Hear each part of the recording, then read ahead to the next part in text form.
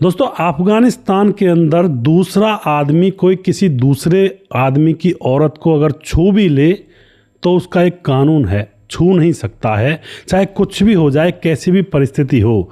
अभी आपने देखा होगा अफगानिस्तान के अंदर एक भूकंप आया था जहां पर लोगों ने लड़कों को, पुरुषों को तो निकाल लिया, लेकिन महिलाएं उनकी तरफ देखकर चिल्लाती रही कि हमें भी निकालो, लेकिन किसी भी पुरुष ने उनको निकालने के लिए मदद का हाथ नहीं बढ़ाया था, क्योंकि अफगानिस्तान के अंदर एक कानून है कि कोई भी किसी औरत को टच नहीं कर सकता है। लेकिन दोस्तों, हमारे देश के अंदर एक अफगानिस्तानी लड़की पढ़ने के लिए आती है और उसके साथ यहाँ पर जो होता है, अगर यह उस अफगानिस्तान देश के अंदर होता तो न जाने कितने लोगों को फांसी पर लटका दिया जाता। उस लड़की की आज यहाँ पर हम चर्चा करेंगे जो 2012 में इंडिया के अंदर पढ़ाई करने के लिए आई थी और यहाँ पर उसके साथ ऐसा कारनामा हुआ था कि लोगों की आंखों में भी आंसू आ गए थे।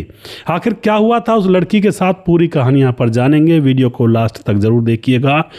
नमस्कार, मैं हूं सुदेश कुमार और मेरे गोपाल चैनल में आपका स्वागत है। यह घटना घटित होती है उत्तर प्रदेश के मेरठ के अंदर, जहां पर एक अतुल शर्मा नाम की एक महिला है, नाम लड़कों के जैसा लेकिन यह महिला है जो कि सामाजिक कार्यकर्ता है। समाज के अंदर जो भी बुराइयां हैं या फिर किसी की मदद करना, समाज का काम करती है। इसका काम क्या होता है, जो मेरठ के अंदर कोठे होते हैं दोस्तों, मेरठ के अंदर बहुत सारे कोठे होते हैं जहां पर लड़कियों का देह व्यापार किया जाता है, कराया जाता है। उन कोठों पर जाकर के वह देखती है कि कोई यहाँ पर दुखी तो नहीं है, कोई महिला अपनी मर्जी के बगैर तो यहाँ पर नहीं रखी जा रही है। तो इस चीज़ की वह छानबीन करती रहा करती और कोठों में जाकर के इस चीज़ के ऊपर नज़र रखा करती है। अब एक दिन की बात होती है, वह एक कोठे के अंदर जाती है और वहाँ पर जैसी वह बैठी हुई थी, चारों तरफ देख रही थी, तभी वहाँ पर उसकी नज़र एक हिजाब वाली लड़की पर पड़ती है जिसने काला हिजाब पहना हुआ था। उसको देख करके उसको अपने पास बुलाती है, उसका नाम पूछने लगती है कि तुम कौन हो, कहाँ से आई हो, क्या नाम है तुम्हारा। लेकिन वह महिला बिल्कुल भी कोई नाम नहीं बताती है, मुंह से उफ तक नहीं निकालती है। और उसके बाद यह जो अतुल शर्मा महिला होती है, समाज सुधारक, कोठे की मालकिन से जाकर पूछती है कि ये महिला अपना नाम क्यों नहीं बता रही है ये लड़की। तो मालकिन जो होती है उससे पूछा जाता है कि इसका नाम क्या है, लेकिन जो कोठे की मालकिन होती है वह कहती है कि मुझे भी नहीं पता इसके नाम के बारे में। अब तो दोस्तों यहाँ पर मालकिन जो होती है कोठे की, वह भी मना कर देती है। 2 महीने तक लगातार अतुल शर्मा जो महिला है कर्मचारी, वह वहाँ पर जाती रहती है और देखती रहती है कि आखिर मामला है तो है क्या। पर कोठे की मालकिन बोला करती कि वह गूंगी बहरी है, उसको बोलना और सुनना नहीं आता। इस बात को कह करके वह मैडम को जवाब दे दिया करती। अब मैडम को कुछ शक हो रहा था, अब इसीलिए बार बार वह जाती। 2 महीने लगातार गुजर चुके थे। मैडम को इतना शक था कि इस लड़की के साथ ज़रूर कुछ ना कुछ हुआ होगा, क्योंकि वह सहमी सी और चुपचाप वहाँ पर खड़ी रहा करती। हर समय लिबाज जो हिजाब होता है उसके अंदर रहा करती है। अब तो जो मैडम होती है वह अपने अंतर मन में जानना चाहती है कि आखिर मामला क्या है। अपने साथ अब की बार वह कागज़ ले जाती है, एक छोटी सी कॉपी और एक पेन अपने साथ रखती है और फिर से उसी कोठे में चली जाती है। वहाँ जा कर के उस लड़की को अपने पास बुलाती है।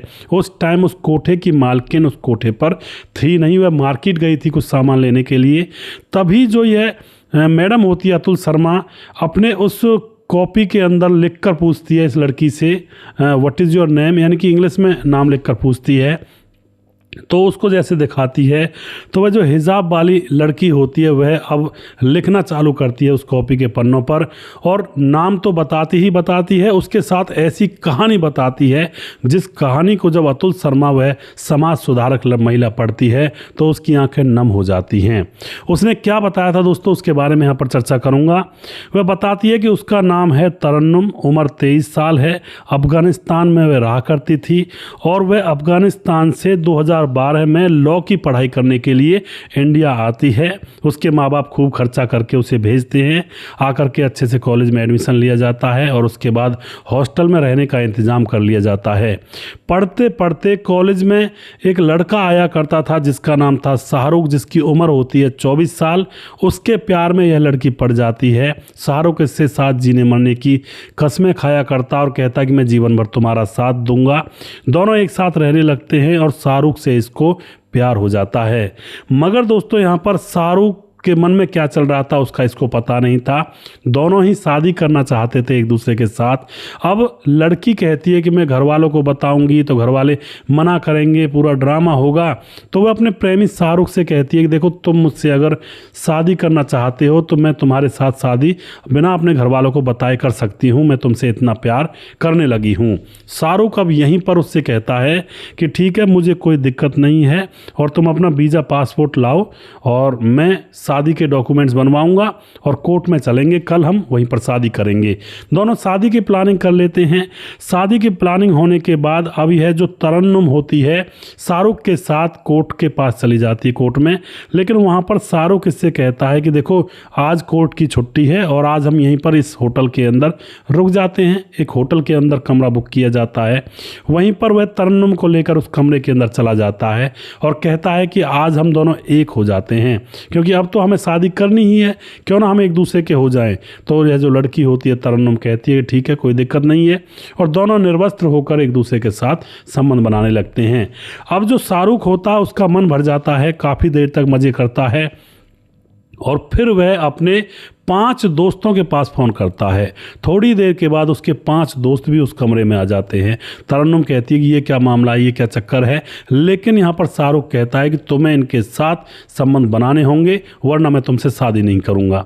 तरन्नुम मना कर देती है कि मुझे नहीं करनी तुमसे शादी, तू ऐसे संबंध बनवाएगा किसी और के साथ, मेरे ऐसा पति मुझे नहीं चाहिए। लेकिन दोस्तों अब यह महिला लड़की उन लोगों के चुंगल में फंस चुकी थी और ज़बरदस्ती इसके साथ वह 5 लोग वहशियत और दरिंदगी करते हैं। और उसके बाद जो यह शाहरुख होता है इसके जो कहते हैं वीज़ा और पासपोर्ट उनको अपने पास रख लेता है और अब इसको जाने नहीं देता है और कहता है कि अब तुम्हें यही काम बार बार करना होगा और पैसे कमाकर मुझे देने होंगे। अब तो यह सिलसिला रोज़ रोज़ का होने लगा था। शाहरुख कस्टमर बुलाया करता, उनसे पैसों की डिमांड किया करता और पैसे लेकर के इस लड़की तरन्नुम के साथ उनको कमरे में भेज दिया करता और वह अपनी मनमर्जी करके संबंध बनाने के बाद चले जाया करते। शाहरुख काफ़ी पैसे कमा रहा था यहाँ पर, लेकिन दोस्तों अब जो लड़की होती है वह भी अब उसका सब्र का बांध टूट जाता है। एक दिन की बात होती है, लड़की कहती है कि अगर तुम मुझे नहीं छोड़ोगे तो मैं तुम्हारे बारे में अब पुलिस को बताऊंगी और सब लोगों को बताऊंगी, मुझे जाने दो यहाँ से। लेकिन शाहरुख को बड़ा बुरा लगता है, गुस्सा आता है। कहीं ना कहीं उसके मन में भी ये लगने लगा था कि अब ये लड़की शाहरुख का भांडा फोड़ देगी और फिर बवाल हो जाएगा। अब एक दिन की बात है दोस्तों, शाहरुख तेजाब लेकर आता है बोतल में। जैसे ये लड़की उसको गाली दे रही थी कि मेरा वीज़ा पासपोर्ट मुझे दे दो और मुझे जाने दो यहाँ से, तभी वह एकदम से दरार में से, जो किवाड़ की दरार होती है उसके मुंह पर, थोड़ा सा किवाड़ खुला हुआ था दरवाज़ा, तेजाब उसके मुंह पर फेंक देता है। अब इसका आधा चेहरा बिल्कुल जल जाता है, आधा चेहरा किवाड़ की वजह से यानी कि दरवाजे की वजह से बच जाता है। अब तो यह रोने लगती है, चिल्लाने लगती है, चीखने लगती है, लेकिन यह अभी भी इसको बाहर नहीं जाने देता है। उसके बाद इसकी थोड़ी बहुत ट्रीटमेंट करने के बाद इसको, अब इसका बुरा चेहरा था, गला हुआ चेहरा बन गया था, लेकिन कुछ दवाइयाँ देने के बाद वह थोड़ा, चेहरा तो बेकार ही हो गया था लेकिन वो थोड़ी सही हो गई थी। उसके बाद अब इस लड़की को वह कोठे पर ले जाता है। उत्तर प्रदेश के मेरठ के अंदर कोठे बहुत हैं और वहाँ ले जा कर के 30,000 रुपये में बेच देता है और कहता है कि अब इसको ले लो और अब कोई दिक्कत नहीं है। लेकिन कोठे की मालकिन जब सारा डिटेल पूछती है, कहाँ की लड़की है, क्या करती है, बताता है कि यह अफगानिस्तान से आई है, तो कोठे की मालकिन उसका वीज़ा पासपोर्ट इससे मांग लेती है, इस लड़के शाहरुख से, तो वह दे देता है उस कोठे की मालकिन को। और उसके बाद दोस्तों यहाँ पर अब यह यहीं पर धंधा करती है, जो कोठे की मालकिन है इससे धंधा करवाती है और कहती है कि मैं तुझे जाने नहीं दूंगी जब तक मेरे 30,000 रुपये 20,000 रुपये कंप्लीट नहीं हो जाते हैं। तो अब इस तरह से यह चुंगल में फंसी हुई थी उस कोठे के अंदर और यह सारी बातें उस कागज़ के अंदर इसने अपने हाथों से पेन से लिख दी थी। इन सारी कहानी को पढ़ने के बाद जो अतुल शर्मा समाज सेविका थी, कार्यकर्ता, उसकी आंखें नम हो जाती हैं कि एक औरत को कितना सहना पड़ता है, एक गलती की सज़ा कितनी भुगतनी पड़ जाती है। इतने में ही उस कोठे के अंदर कोठे की मालकिन आती है। तो अब जो अतुल शर्मा होती है समाज सेविका, कोठे की मालकिन को धमकाती है, मैं 2 महीने से आ रही हूँ तुम्हारे पास कि मुझे इसके बारे में जानकारी दे दो, लेकिन तुमने मुझे कुछ भी नहीं बताया और इसकी सज़ा जानती हो कितनी बुरी होगी, इसका जो वीज़ा पासपोर्ट है उसे मुझे दो। अब तो कोठे की मालकिन डर जाती है क्योंकि उसको पता था ये अफसर है और अफसरों से जानकारी है इसकी और बड़े बड़े नेताओं से जानकारी है। तो उसके बाद वह वीज़ा पासपोर्ट इसको दे देती है। जब तरन्नुम के वीज़ा पासपोर्ट को अतुल शर्मा लेती है तो देखती है अभी 1.5 साल बकाया है, 1.5 साल का वीज़ा बचा हुआ है और उसके बाद यह नेताओं की मदद से, बड़े अफसरों की मदद से दूतावास पर ले जाती है और इसके माँ बाप को बुलाया जाता है। माँ बाप आते हैं और अपनी बेटी तरन्नुम को जब देखते हैं तो एकदम से पहचानने से मना कर देते हैं कि ये हमारी बेटी नहीं है, लेकिन तरन्नुम रो रो कर कहती है कि मैं आपकी ही बेटी हूँ। और फिर उसके बाद यह जो अतुल शर्मा होती है वो अब तरन्नुम को हिजाब पहनाती है, कहती है आधा चेहरा ढक लो, और आधा चेहरा जब वह ढकती है तो उसके माँ बाप उसको पहचान लेते हैं और रो करके गले लगा लेते हैं। और फिर उस लड़की को उसके देश भेज दिया जाता है उसके माँ बाप के साथ। इस तरह से दोस्तों यहाँ पर उस लड़की के साथ हुआ था और जो शाहरुख ने किया था प्रेमी बन करके। अब उसके बाद उस लड़की का शायद हो सकता है उसकी प्लास्टिक सर्जरी हो चुकी हो या फिर ना हुई हो, वो तो उसके माँ बाप जाने, वो लड़की जाने, लेकिन लड़की की ज़िंदगी पूरी तरह से ख़राब हो चुकी थी।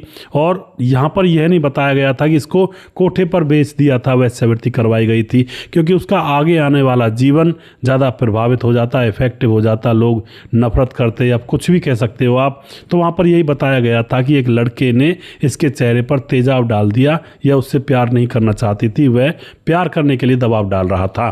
तो इस बात को कह करके इस लड़की को सौंप दिया जाता है। इधर जो शाहरुख होता है उसको ढूंढा जा रहा है, लेकिन उसका कोई अता पता इनको मिलता नहीं है। और अब यह केस इस तरह से लोगों के सामने आया था। तो दोस्तों फिलहाल 13-14 साल हो गए हैं और वह अपने घर है, अपने देश में है।